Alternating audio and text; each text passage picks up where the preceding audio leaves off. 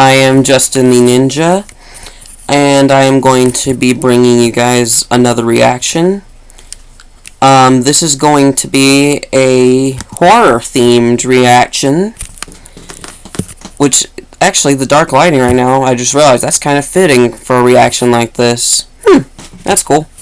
Anyways, I'm going to be doing a reaction video to 4 Horrific True Church Stories by Mr. Nightmare. Mr. Nightmare is a fantastic YouTuber going to if you want to listen to freaky stories, if that's your thing, which I do like to listen to scary stuff every now and then. And sometimes scary stuff actually helps me fall asleep, believe it or not, weirdly enough. Anyways, I'm going to keep the volume kind of at a decent level, because sometimes the audio in Mr. Nightmare videos can be kind of quiet. So, without further ado, let's let the reaction begin. Let's go.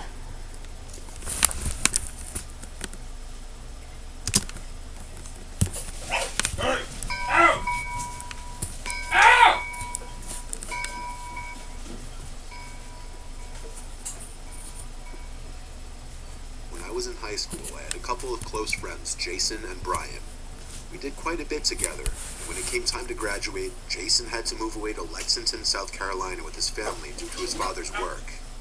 After we graduated and he had completed his move with his family, my friend Brian and I were invited to pay a visit for a weekend to his new house.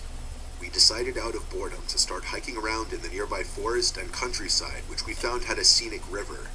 It was a beautiful area. It felt quite peaceful, but we ended up getting lost.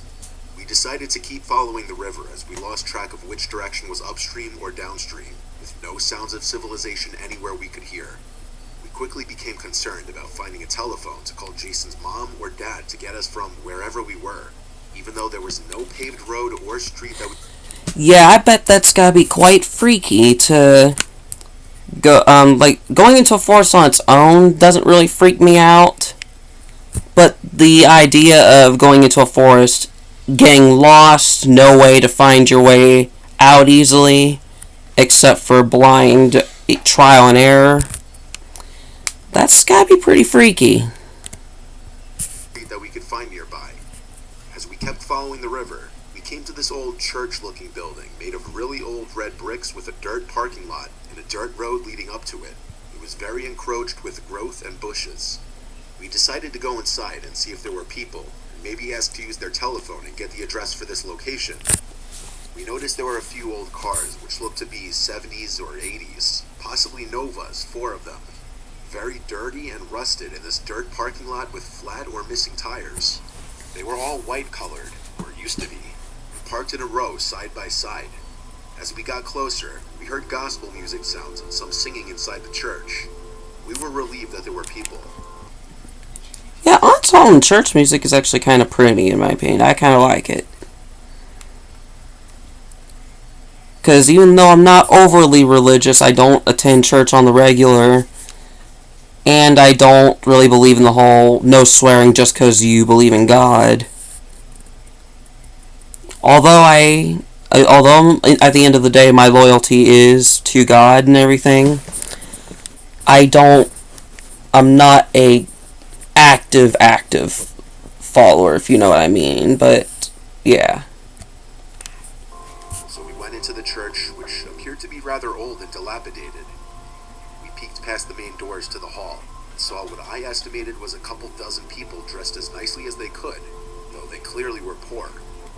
When we went inside, the old white-haired woman wearing horn-rimmed glasses who was playing the church piano stopped playing, and she looked at us with no expression on her face. What happened next really stuck with me, and I will never forget it as long as I live.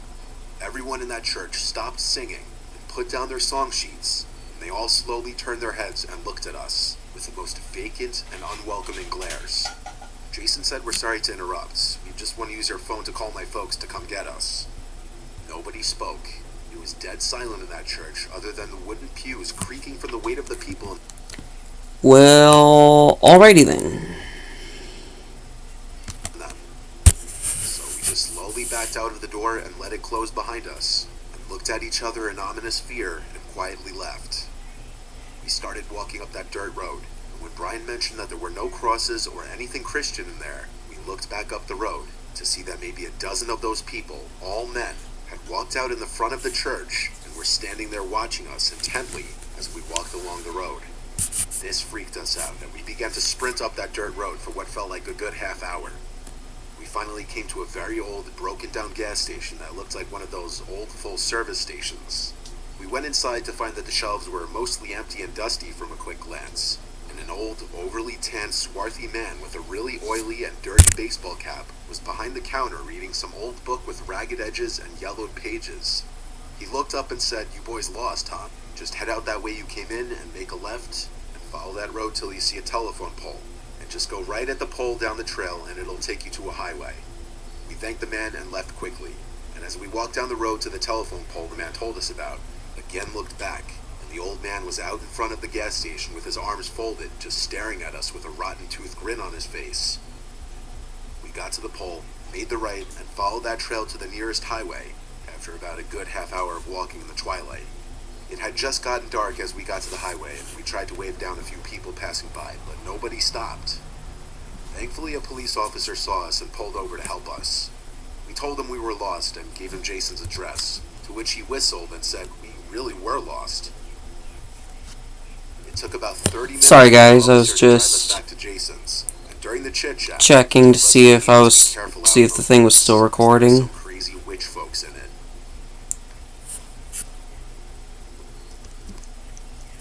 Yeah, if it looked like a church, but sketchy things were going on there, that sounds like a Satanist church. I mean, if that's your thing, like your religion, and you don't try to force it on others, that's cool. If you're a Satanist, but we agree to disagree, that's cool. No harm, no foul.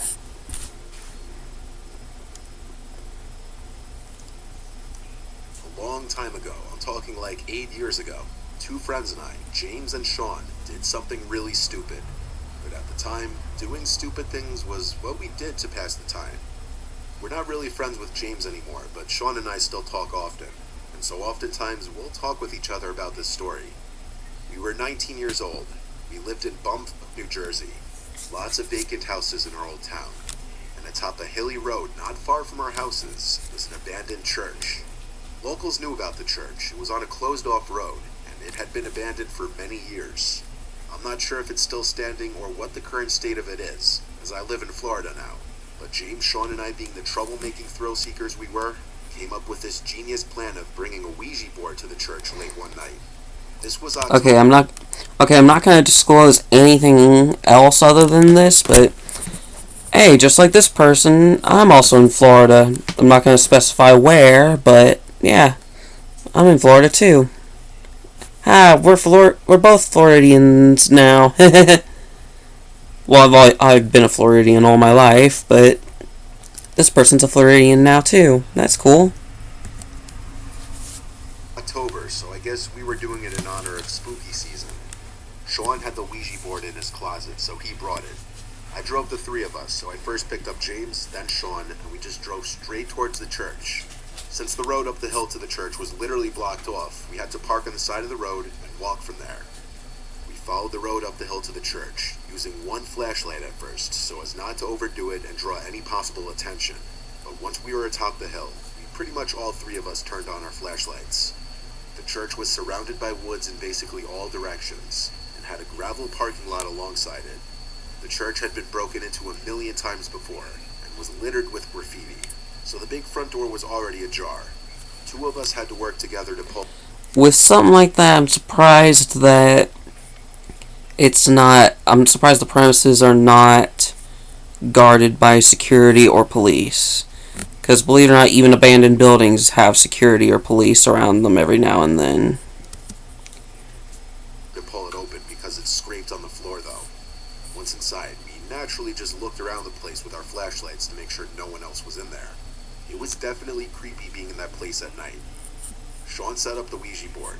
Then he pulled out these 3 candles from his backpack as well, and he laughed and said it would add to the experience. He placed the 3 candles in a triangle formation around the board, and as they were all lit, we turned off our flashlights. Now the only light in the whole place was from the candles, creating a much more eerie and uncomfortable vibe.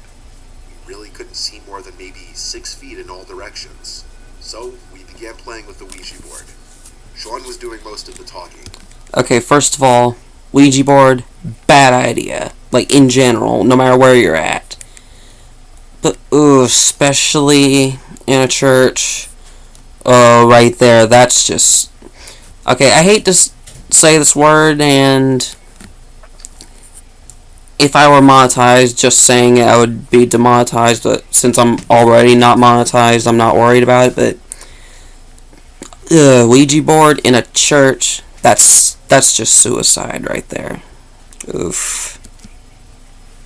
At this point, I can't remember exactly what he said, but he definitely opened with "is anybody there?" and the typical cliche Ouija board questions. The planchette started to move, and we started to laugh. I knew it was one of them doing it. I feel like it's not possible to play with a Ouija board with your friends without someone jokingly moving around the planchette. We went along with it, though, and whoever was moving it spelled out a few words. As this was going on, though, we heard a weird crack-type sound come from the altar of the church. Best way I could describe it is it sounded like a big piece of wood cracking in half. It was loud, and it sounded like it was done by someone. We all jumped in reaction and hurried to shine our phone's flashlights in the direction of the altar. There was no one there as far as we could see. I think both of them were just as freaked out as I was after that. But the place was old and falling apart, so some weird noises here and there didn't seem that crazy. And so we kept going. We all took turns asking the board questions. The planchette was no longer moving. I think because that crack sound freaked all 3 of us out, and now we were taking it more seriously. This went on for some time, until another sound from the altar area broke the silence again. But before we even had time to shine our lights over there again, something landed on the Ouija board, causing all of us to jump and scream. It was a rock about the size of a golf ball. All 3 of us just had our hands on the planchette 2 seconds ago. There was no way any of us could have done that. We all 3 got up and ran back out of the church, screaming, leaving the Ouija board and candles behind. We ran all the way down the hill and back to my car, and fearing we were being chased, we didn't stick around. It drove us all back to James's house, where we just sat in the car for a good half hour talking, wondering what exactly just happened. Sean is very religious and superstitious as well. He was confident we had reached a spirit of some kind. I don't really believe in any of that stuff. I believe there was someone else in the church with us, which I find to be equally terrifying. Sean went back to the church the next day with James to get his Ouija board back.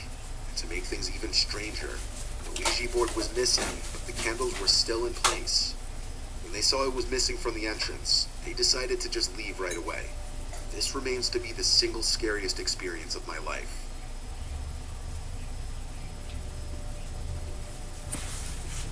Alright, here we go. The 3rd story.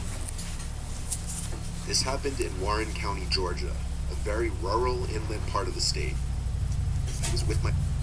I'm not sure if I've been there. And the reason I say that is that although it wasn't until I was 15 that I left the state of Florida for the first time, I went through Georgia and into South Carolina with some family, but still, and that's as far as we went.